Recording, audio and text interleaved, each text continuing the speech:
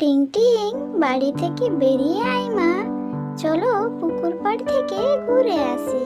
যাচ্ছি মা যাচ্ছি, একটু দাঁড়াও।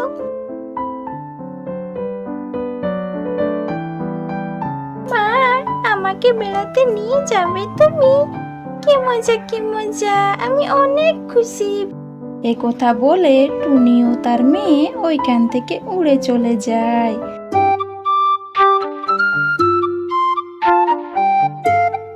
আর এভাবে বেশ কিছুক্ষণ কেটে যায়। আজকে খুব মজা হলো মা, চলো মা বাড়ি ফিরে যাই। আজকের মতো ঘোরা শেষ, কালকে আবার আসবো মা। আচ্ছা ঠিক আছে রে মা, কালকে আবার আসিস কেমন? এই বলে টুনি ও তার মেয়ে সেখান থেকে উড়ে চলে যায়। মা, দেখো একটা ডিমের বাড়ি, ওইখানে কেমন পড়ে আছে, জলের মাঝে কেমন যেন পড়ে আছে। হ্যাঁ, তাই তো দেখছি। টিং টিং, কে আবার জলের মাঝে ডিমের বাড়ি ফেলে রেখে গেছে?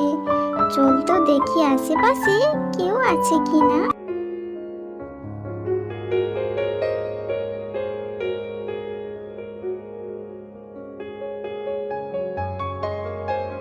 মা, কাউকে কি দেখতে পেলে? কই, আশেপাশে কাউকেই তো দেখতে পাচ্ছি না। টিং টিং, আমরা বরং ডিমের বাড়িটা বাড়িতে নিয়ে যাই।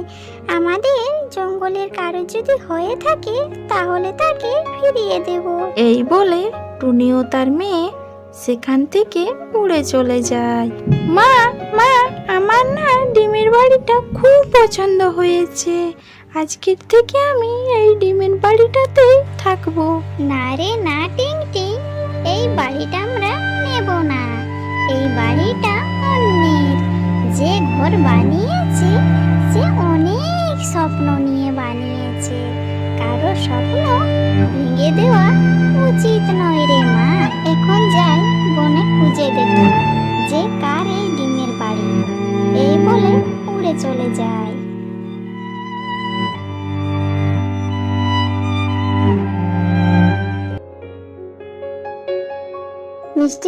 মিষ্টি দিয়ে বাড়িতে আছো?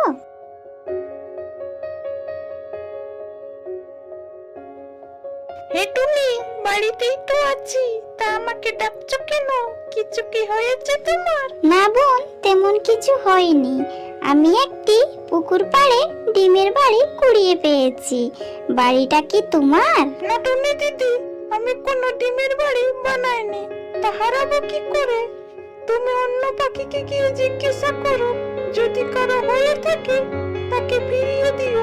এইভাবেই টুনি বনের আরো পাখিদের বাড়িতে যায়, কিন্তু ডিমের ঘরের মালিককে টুনি খুঁজেই পায় না। এরপর টুনি বাড়ি ফিরে আসে।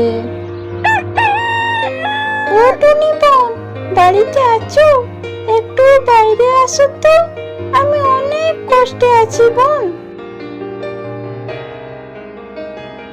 কি হলো সুখী পায়রা, হঠাৎ করে আমার বাড়িতে? জানো টুনি দিদি, আমার ডিমের বাড়িটা না হারিয়ে গেছে। তুমি কি পেয়েছো? হ্যাঁ রে বোন, পেয়েছি। ডিমের বাড়িটা কি তোমার?